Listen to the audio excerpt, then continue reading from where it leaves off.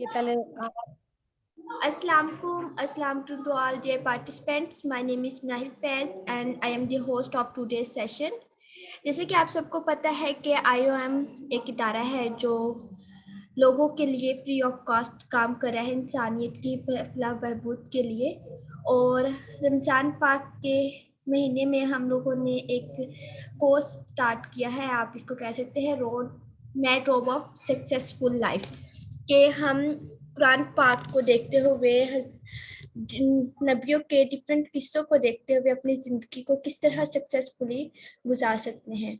سو آج کا ہمارا ٹاپک ہے دعا کے ریلیٹڈ، کہ دعا کی ہماری زندگی میں کیا امپورٹنس ہے۔ ہمارے ساتھ میم ماجبین ہے جو اس کورس کو لیڈ کریں گی۔ میں میم کو خوش آمدید کہتی ہوں اور میم آپ کو ہینڈ اوور کرتی ہوں۔ تھینک یو سو مچ۔ السلام علیکم ورحمۃ اللہ وبرکاتہ۔ تلاوت سے ہم اس سیشن کی ابتدا کریں گے۔ أعوذ بالله من الشيطان الرجيم بسم الله الرحمن الرحيم شهر رمضان الذي أنزل فيه القرآن وهدى للناس وبينات من الهدى والفرقان فمن شهد منكم الشهر فليصمه ومن كان مريضا أو على سفر فعدة من أيام أخر يريد الله بكم العسر ولا يريد بكم العسر ولتكملوا العدة فلتكبروا الله على ما هداكم ولعلكم تشكرون. صدق الله. رب اشرح لي صدري ويسر لي أمري واحلل عقدة من لساني يفقهوا قولي رب يسر ولا تعسر وتمم بالخير اللهم فقهنا في الدين اللهم إني أسألك علما نافعا وعملا متقبلا ورزقا طيبا اللهم انفعنا بما علمتنا وعلمنا ما ينفعنا وزدنا علما. أعوذ بالله من الشيطان الرجيم بسم الله الرحمن الرحيم الحمد لله بنعمته لا حول ولا قوة توفیق الا باللہ۔ اللہ تبارک و تعالی ہمارے اس سیشن کو ہماری بہت ساری رکی ہوئی دعاؤں کی قبولیت کا ذریعہ بنا دے۔ امید کے ساتھ کہ اللہ تعالیٰ اس رمضان میں اور قرآن کے پڑھنے میں ہماری دعاؤں کو قبول فرمائیں گے۔ نحمدہ و نصلی علی رسولہ الکریم۔ آج کی دعا جس کے بارے میں ہم بات کریں گے وہ انسانیت کا نصیب جگانے والی دعا تھی۔ بچپن سے ہم ایک بات سنتے آئے ہیں کہ ہزاروں سال پہلے مکہ کے بے آب و گیا وادی میں حضرت ابراہیم، جن کو خلیل اللہ بھی کہتے ہیں، وہ یہ دعا کر رہے تھے اور خانہ کعبہ کی تعمیر کر رہے تھے۔ اور وہ خانہ کعبہ وہ جگہ ہے جو اللہ تعالیٰ کی عبادت کے لیے پہلا گھر اللہ تبارک و تعالیٰ نے بنایا۔ انا اول بیت کا نام قرآن پاک میں آیا ہے، سورۃ آل عمران میں۔ قرآن میں بتایا گیا ہے یہ گھر حضرت ابراہیم اور حضرت اسماعیل نے بنایا۔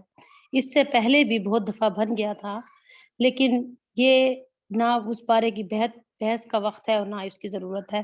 لیکن جب طوفان نوح آیا تو انسانیت پانی میں ختم ہو گئی اور اس گھر کے اوپر کی دیواریں گر گئیں، بنیادیں تھیں مگر وقت کے غبار کے نیچے دب گئیں۔ تو پھر اللہ تعالیٰ نے یہ کام حضرت ابراہیم اور حضرت اسماعیل سے لیا۔ گو کہ ان سے پہلے بھی 3 بار یہ گھر بن چکا تھا، مگر اللہ نے ایسے کام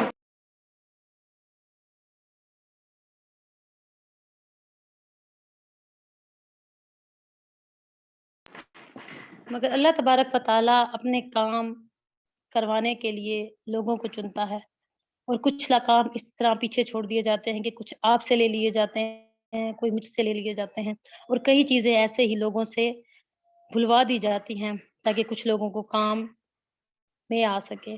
جب خانہ کعبہ کی دیواریں مکمل ہو گئیں تو حضرت ابراہیم نے اپنے بیٹے سے کہا، جاؤ ایک پتھر تلاش کر کے لے آؤ، میں اس پر کھڑا ہو کر تعمیر مکمل کروں گا۔ حضرت اسماعیل گئے اور وہ ایک کالے رنگ کا پتھر لے آئے، پتھر لے کر واپس آئے اور باپ کے ہاتھ میں وہ پتھر دیا۔ حضرت ابراہیم نے اس پتھر پر کھڑے ہو کر کعبہ کی تعمیر مکمل کی۔ اللہ کے گھر کی تعمیر اسی پتھر کو بعد میں مقام ابراہیم کہا گیا۔ کام پورا ہوا، مشن کی تکمیل ہوئی۔ ابراہیم علیہ السلام کی لبوں پر ایک دعا تھی، رب اجعل ھذا بلدا آمنا وارزق اہلہ من الثمرات من آمنا منہم باللہ والیوم الآخر، کہ اللہ تبارک و تعالیٰ اس گھر کو امن کا ذریعہ بنا دے اور اس کے رہنے والوں کو رزق، پھلوں سے رزق عطا کر۔ اے میرے رب، اس شہر کو امن والا بنا دے اور اس کے رہنے والوں کو جو اللہ پہ اور اس آخرت پر ایمان لے آئیں، ان کو پھلوں کا رزق دے۔ یہ دعا حضرت ابراہیم علیہ السلام کی دل کی پکار تھی، اللہ نے قبول فرما لی، مگر فرق صرف اتنا تھا کہ حضرت ابراہیم نے محبت کی بات کی کہ صرف ایمان والوں کو دینا۔ اللہ تعالیٰ نے عدل کی بات کی کہ ہر ایک کو اس میں سے حصہ لینے کے لیے خاص وقت تک مہلت دی۔ اب جب یہ دعا قبول ہوتی ہے تو آج تک ہم دیکھتے ہیں یہ گھر فری ٹینشن زون کے نام سے آج بھی اللہ تعالیٰ اس کی حرمتوں کو قائم رکھے کہ آج بھی بہت سارے لوگ دنیا کے ستائے ہوئے جب وہاں پہنچتے ہیں تو وہ سمجھتے ہیں کہ وہ ٹینشن فری زون میں آ گئے ہیں۔ اس کے بعد ابراہیم اور حضرت اسماعیل نے دعا مانگی کہ گھر تو ہم نے بنا دیا ہے، اب اس کے لیے استاد بھی چاہیے، اس گھر کو آباد کرنے کے لیے ایک رسول چاہیے۔ اس کے لیے سورۃ بقرہ آیت نمبر 129 میں ہم دیکھیں گے، ربنا وابعث فیہم رسول منہم یتلو علیہم آیاتک۔ حضرت ابراہیم کی زبان پر یہی دعا تھی، وَيُعَلِّمُهُمُ الْكِتَابَ وَالْحِکْمَةَ وَيُزَکِّیہم إِنَّکَ أَنتَ الْعَزِیزُ الْحَکیم۔ یہ دعا کہاں مانگی گئی؟ یہ دعا صحراؤں میں مانگی جا رہی تھی، جہاں کوئی بندہ بشر پاس نہیں تھا، بیٹا باپ کا اور باپ بیٹا کے گواہ تھے، اور ہزاروں سال گزر گئے۔ پھر اللہ تعالیٰ نے اس کی دعا کی طاقت کو محسوس کروایا اور اس کو قبول فرمایا، اور اس پر عبداللہ بن عبد المطلب کے گھر میں اپنے سب سے آخری، اپنے سب سے اعلیٰ نبی، رسول کریم، شفیع المذنبین، گناہوں کے مسیحا، یتیموں کے پیشوا اور انبیاؤں کے سردار محمد رسول اللہ صلی اللہ علیہ وسلم، محمد بن عبداللہ صلی اللہ علیہ وسلم کی ولادت ہوئی۔ اللہ کے رسول صلی اللہ علیہ وسلم نے عرض کی، پوچھا، صحابہ ان سے عرض کرتے تھے، ان سے پوچھتے تھے، بتائیے آپ کی ابتدا کہاں سے ہوئی؟ آپ نے فرمایا، انا دعوتن ابی ابراہیم، میں اپنے باپ ابراہیم کی دعا ہوں، فبشر عیسیٰ ابن مریم کی بشارت ہوں، ورتا الی امی، اور اپنی ماں کی دعا، اپنی ماں کا خواب ہوں، انہ خرج منہا نور، کہ جب آپ صلی اللہ علیہ وسلم اپنی ماں کے پیٹ میں تھے تو ان کے اندر سے ایک نور نکلا۔ یہ صحیح روایت ہے جس کو میں اپنی زبان میں آپ کو بتاؤں گی۔ فرماتے تھے،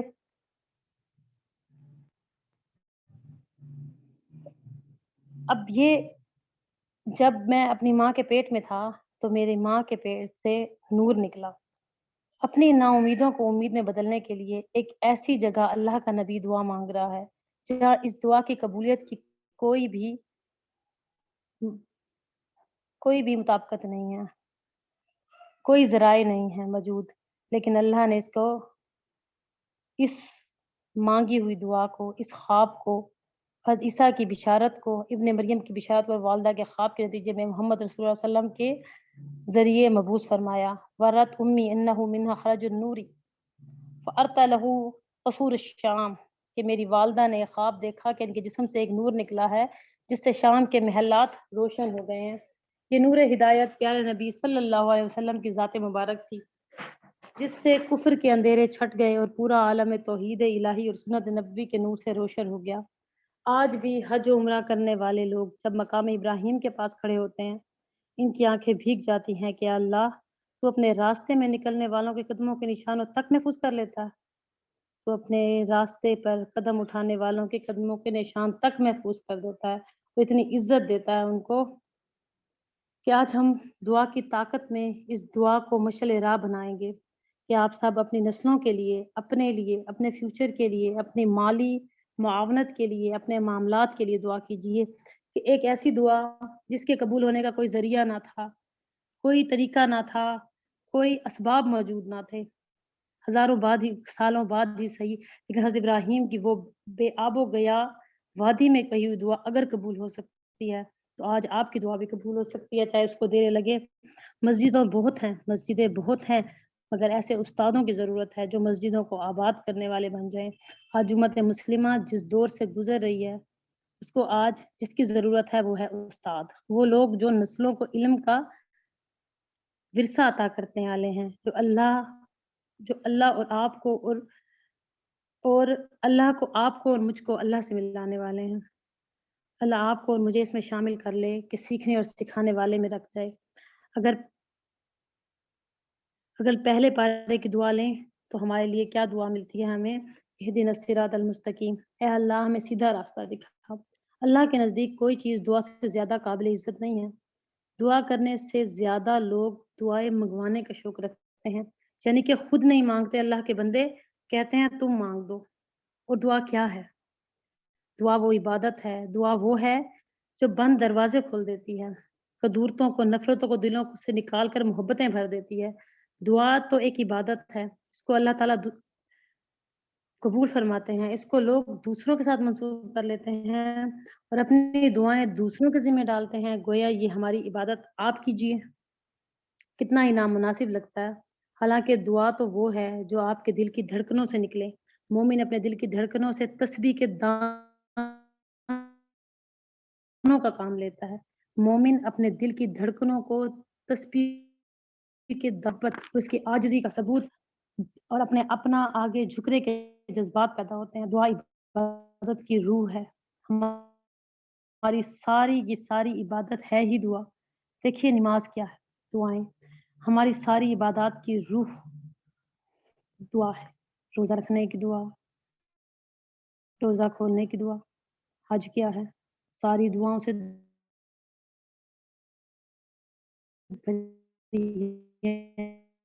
انسان عبادت نہیں ہوتی جا سکتی ہے۔ حضرت آدم کی پیدائش سکھائی گئی، وہ کیا تھی؟ دعا تھی۔ فتلقى آدم من ربه، سکھائے آدم علیہ السلام کو اس کے رب نے کلمات۔ کون سے کلمات نے؟ ربنا ظلمنا انفسنا وان لم تغفر لنا وترحمنا لنكونن من الخاسرین۔ تو یہ پہلی عبادت تھی۔ تو دعا ایک عبادت ہے۔ بھیجا نہیں ہے، لائیو ہے۔ اپنے اسپیکر بند کر لیجئے، دیکھیں۔ جزاک اللہ۔ مانگ رہے ہیں اور دیکھیے دعا ایک ایسی عبادت ہے جو آپ اپنے لیے مانگ رہے ہیں اور ثواب بھی آپ ہی کو مل رہا ہے اور ثواب بھی آپ پہ پا رہے ہوتے ہیں۔ دعا کی بہت ساری رخ ہیں، آپ اچھے دنوں کا انتظار کرتے ہیں۔ پوچھے تو وہ کہتی ہے کہ میں بالکل ٹھیک ہونے والی ہوں۔ کوئی کسی کا کاروبار نہ چل رہا ہو تو ہم پوچھتے ہیں آپ کا کاروبار کیسا ہے؟ ہو سکتا ہے گھر میں راشن تک کے پیسے نہ ہو، لیکن وہ کہتے ہیں ہاں میرا کاروبار اب ٹھیک ہو رہا ہے۔ یہ کیا ہے؟ یہ دعا ہے۔ اور حدیث پاک میں ہم باقاعدہ پڑھ چکے ہیں کہ کوئی شخص کسی کو امید کی حالت میں ملے اور کہے اور گمان کرے کہ میرے حالات اب بدلنے والے ہیں، تو وہ کیا ہوتا ہے؟ مسلسل عبادت کی حالت میں ہوتا ہے۔ اللہ کی رضا پر راضی رہنا یہ بھی عبادت ہے۔ اور یاد رکھیے دعا نہ صرف یہ کہ آپ کی عبادت کی روح ہے، بلکہ ہر گھڑی، ہر پل، ہر حال میں آپ یہ عبادت کر سکتے ہیں۔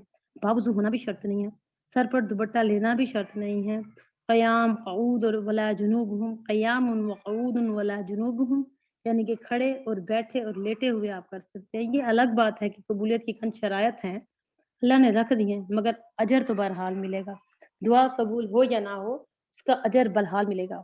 تو دعا باقاعدہ خود ایک عبادت ہے، جب بھی ہم کریں گے تو اس کا اجر ملے گا ہی ملے گا۔ اور نبی کریم صلی اللہ علیہ وسلم کی سیرت کو آپ کھول کر دیکھیے، ہر جگہ آپ کو دعاؤں کا تذکرہ ملتا ہے۔ سونے کی دعائیں، جاگنے کی دعائیں، کروٹیں بدلنے کی دعائیں، بیت الخلا جانے کی دعا، واپسی کی دعا، گھر سے نکلنے کی دعا، آئینہ دیکھنے کی دعا، یعنی اپنے ذاتی کاموں میں بھی دعائیں ہیں۔ کسی کے گھر میں کھانے کی دعوت پر جائیے تو میزبان کے لیے دعا ہے، کوئی پانی پلا دے اس کے لیے دعا، محفل کے اختتام پر، یعنی کچھ ٹائم کے لیے محفل میں ہم بیٹھے، کچھ دیر کے لیے غافل ہو گئے، جب اٹھے تو اس کے لیے دعا۔ کیا پتا چلا کہ دعا ایسی عبادت ہے جو گناہ کرنے کے بعد بھی کی جا سکتی ہے۔ تو یہ دعا بہترین ذریعہ ہے اپنے رب سے جڑنے کا۔ پھر ہم دیکھتے ہیں کہ اللہ نے ہمیں دعاؤں کی فہرست میں لکھ رکھا ہے، ہر وقت دعاؤں کی گھیرے میں رکھا ہے، ہم چاروں طرف سے دعاؤں کے حصار میں ہیں۔ گویا دعا آپ کے اور میرے سامنے ایک ڈھال ہے، ایک شیلڈ ہے، ایک شیلڈ کی مانند ہے۔ شیطان سے بچنے کی دعا، گناہوں کے بخشش کے لیے دعا، مریض کی عیادت کے لیے دعا، نظر بد کی دعا، قرض کی ادائیگی کی دعا، پسندیدہ اور ناپسندیدہ چیز کے لیے دعا، قبرستان سے گزرتے ہوئے کی دعا، قرضوں کے بوجھ میں دب گئے ہیں اس کے لیے دعا. کیا آپ اور میرا اپنے رب سے دعاؤں والا تعلق موجود ہے؟ فوت ہو گیا، کوئی فوت ہو گیا تو تعزیت کے لیے دعا، دشمن سامنے آ جائے تو دعا. کیا کر رہے ہیں آپ اور میں سارا دن؟ دعاؤں کا ایک وائڈ میپ ہے. دعاؤں کا ایک دعا ایک وائڈ ٹاپک ہے. اور ایک دعا بھی یاد کریں، ایسا لگے گا کہ ہم لکھ پتی ہو گئے ہیں، کروڑ پتی ہو گئے ہیں جب ہم ایک جگہ بیٹھ کر دعاؤں کے حصار میں ہوتے ہیں اور کوئی دعا ہمارے دل میں اتر جائے تو یہ ہمارے لیے لکھ پتی ہونے سے بھی زیادہ اجر کیا جاتا ہے. علم کی محفل میں آپ کی دعائیں ایک دعا بھی قبول ہو گئی تو محرومی دور ہو جائے گی. یہ جو علم کی محفلیں ہم لوگ بناتے ہیں، بچپن سے کئی چیزوں کی محرومی ہم محسوس کرتے ہیں اور پتہ نہیں یہ رمضان، یہ محفل آپ کی اور میری ان دعاؤں کی قبولیت کا ذریعہ بن جائے. اور دعائیں مانگی جاتی ہیں مگر شعور کے ساتھ جو دعا مانگی جاتی ہے وہ عبادت کا درجہ رکھتی ہے. شعور کے ساتھ جو دعائیں مانگی جاتی ہیں وہ بندہ مومن کے پاس ایکسٹرا ٹائم بچتا ہی نہیں ہے. کیسے پھر ہم اپنے اتنے وظیفوں کا ٹائم نکال سکتے ہیں؟ ایک چیز کو کئی لاکھ دفعہ پڑھتے ہیں مگر کئی لاکھ دفعہ ایک لفظ پڑھنے کے بجائے اگر آپ اس کا موقع کی مناسبت کے مطابق وہ دعائیں جو اس وقت نبی کریم صلی اللہ علیہ وسلم نے کی تھی وہ بھی پڑھیں ساتھ کر لیں تو زیادہ اچھا ہوتا.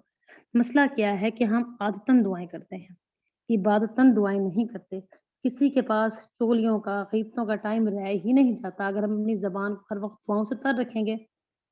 اور جب اللہ پر ایمان پختہ ہوتا ہے تو دعا کی طاقت میں اور بھی اضافہ ہوتا ہے. دعا ایک طاقتور ایلیمنٹ ہے لیکن جتنا ایمان پختہ ہوگا اس کی طاقت اتنی بڑھتی جاتی ہے. آپ حیران ہوں گے کہ سن کر کہ تقریباً 700 کے قریب مسنون دعائیں ہیں جو سنت سے ثابت ہیں اور 70 کے قریب قرآنی دعائیں ہیں.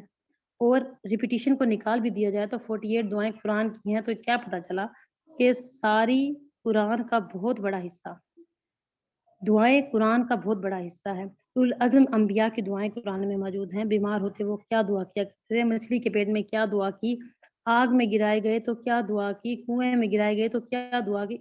اللہ مخ العبادہ، الدعا مخ العبادہ، کہ دعا عبادت کا مغز ہے، دعا عبادت کی روح ہے. عبادت سے دعائیں نکل گئی تو روح ختم ہو گئی. آج نماز ہے، دعائیں نہیں ہیں. صلاۃ کو بھی تو عربی میں دعا ہی کہتے ہیں. دعا کے بغیر نماز جو ہے ایکشن رہ جاتے ہیں، باقی روح ختم ہو جاتی ہے. سورۃ فاتحہ ایک دعا ہے، رکوع میں ایک دعا، سجود میں دعا، رکوع اور سجدہ کے درمیان میں دعا ہے، سلام پھیرنے کی دعا، نماز کے بعد کی دعائیں اور اذکار، یہ سب چیزیں کیا ہیں؟ پوری نماز ایک دعا ہے. اور نماز سے پہلے اذان اور اقامت کے درمیان دعائیں قبولیت کا وقت ہے. پھر وضو شروع کریں تو وضو کے ختم کرنے کی دعائیں اور درمیانی. کیا ہم دعاؤں کی طاقت سے انکار کر سکتے ہیں؟ ہمارا تو وہ کام کروا سکتی ہیں جو پیسے نہیں کروا سکتے. دعائیں تو وہ کام کروا دیتی ہیں جو پیسے نہیں کرواتے. اور یہ مہینہ دعاؤں کا ہے اور دعاؤں کا اہتمام کریں. ربنا آتنا فی الدنیا، یہ کوئی دعا نہیں ہے، دعا کیفیت ہے. جب کیفیت پیدا ہوتی ہے تو الفاظ کی محتاج نہیں رہتی دعا. پھر خاموش ساز فریاد سے معمور ہیں ہم. الفاظ خاموش ہیں لیکن دل اور کیفیت عرش تک پہنچتی ہے. زبان سے کچھ نہیں کہہ رہا ہوتا لیکن کیفیت عرش تک جا رہی ہوتی ہے. قربان جائے میرے نبی صلی اللہ علیہ وسلم جب دعائیں کیا کرتے تھے تو ان کے جسم کانپتا تھا، ان کے اوپر لرزہ طاری ہو جاتا تھا. اور اللہ تعالیٰ پہ کہ اللہ تعالیٰ سمجھتے تھے کہ میرے یہاں پر گناہگار لوگ ہوں گے، ہم جیسے گناہگار ہوں گے جو ہر وقت تو نیکیاں نہیں کرتے ہوں گے. اس لیے اللہ تعالیٰ نے دعاؤں کی قبولیت کے لیے کوئی زیادہ شرط نہیں لگائی. سب سے زیادہ شرط کیا لگائی ہے؟ یجیب السماء مستجاب اذا دعاها فکشف الصبح، کہ دعا مانگنے کے لیے صرف رونا شرط ہے. اگر ہمارے آنکھوں سے آنسو بہ رہے ہو اور کیفیت دل اللہ تعالیٰ سے ملا ہوا ہو تو وہ قبول ہو جاتی ہے. تو کیا پتہ چلا کہ دعائیں ایک ایسی ہتھیار ہیں جن سے بڑی بڑی رکاوٹوں کو اور بڑی بڑی چٹانوں کو ہٹایا جا سکتا ہے. آپ کی اور میری بہت سی ایسی خواہشات ہوں گی، ہمارے دل کی ایسی آوازیں ہوں گی جو ہم اندر لے کر بیٹھے ہیں اور ہم نہیں بول سکتے. لیکن اگر ہم اپنا دل کا وہ تار اللہ تعالیٰ سے جوڑ دیں کہ جو دل کے حال جانتا ہے تو وہ ہماری دعائیں قبول فرمائیں گے. اور ہماری زندگی کا مقصد اگر ہم سمجھ جائیں کہ ہم دنیا میں پیدا کیوں ہوئے، ہمارا آج کی زندگی گزارنے کا مقصد کیا ہے، اس دنیا میں آئے ہیں تو گائیڈ بک جو لے کر آئے تھے کیا ہم اس کو پڑھ کر اس پر عمل کر رہے ہیں، تبھی تو ہم کامیاب ہوں گے. اور ہماری لغزشیں، ہماری پریشانیاں، ہماری کوتاہیاں سب اس وجہ سے ہیں. حضرت ابراہیم نے جو دعا کی تھی بیابان میں، صحرا میں، جہاں پانی اور ہوا تک کا نام و نشان نہ تھا، وہاں پر آپ دیکھیے میرے اور آپ کی آنکھوں کے سامنے کتنا بڑا شہر ہے اور وہ کتنا با امن اور با ذی مقام شہر ہے. تو یہ ایک دعاؤں کا اثر ہے. اتنی ہی دعاؤں کا اثر رکھتی ہیں آپ کی دعائیں بھی، لیکن یقین کامل ضروری ہے، انتظار فرض ہے. واستعینوا بالصبر والصلاۃ. اللهم إني أعوذ بك من علم لا ينفع، من قلب لا يخشع، من نفس لا تشبع، من دعوة لا يستجاب لها. آخر دعوانا الحمد لله رب العالمين. جی منائل.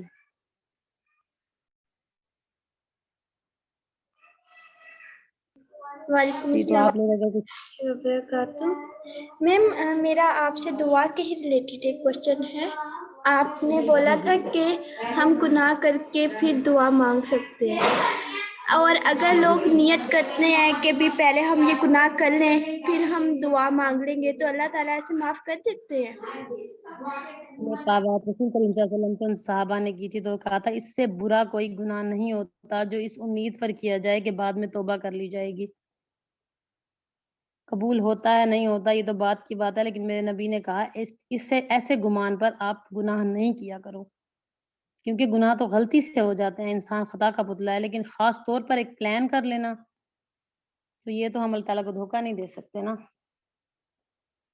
گناہ گار ہے لیکن توبہ کر سکتے ہیں، گناہ گار ہیں لیکن دعائیں مانگ سکتے ہیں، لیکن اس امید پر گناہ کرتے رہنا کہ ہم بعد میں توبہ کرتے رہیں گے تو یہ تو ہماری عقل بھی اجازت نہیں دیتی. آپ اپنے بچے کو چھوڑ دیتے ہیں جب وہ جان بوجھ کر کوئی شیشہ توڑ دے کہ کوئی بات نہیں اور آ جائے گا. نہیں.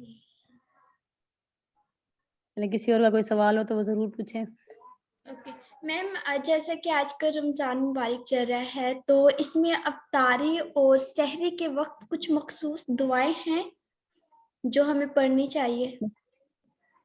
مسنون دعائیں ہیں، لیکن جو ہم عام طور پر رواج پائی ہوئی دعائیں ہیں وہ بھی دعائیں ہیں ظاہر ہے. اب دیکھیں میں نے آپ کو اینڈ میں یہ کہا ہے کہ دعا کوئی خاص الفاظ کا مرکب نہیں ہے، کیفیت ہے دعا.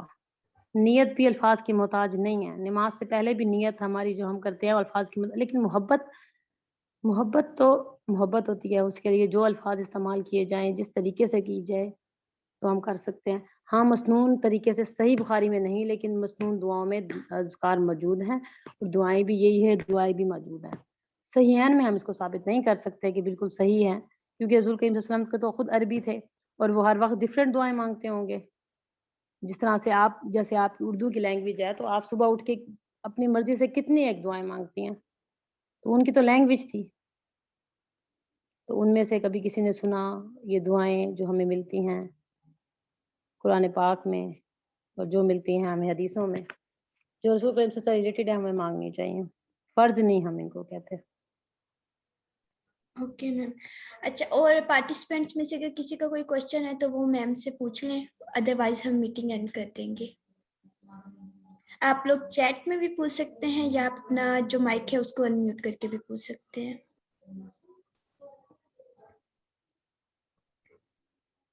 ضروری نہیں ہے کہ آپ لوگ آج کے ٹاپک کے بارے میں پوچھیں، کوئی بھی اسلامک ٹاپک یا کوئی بھی بات جو آپ پوچھنا چاہتے ہیں آپ لوگ میم سے پوچھ سکتے ہیں.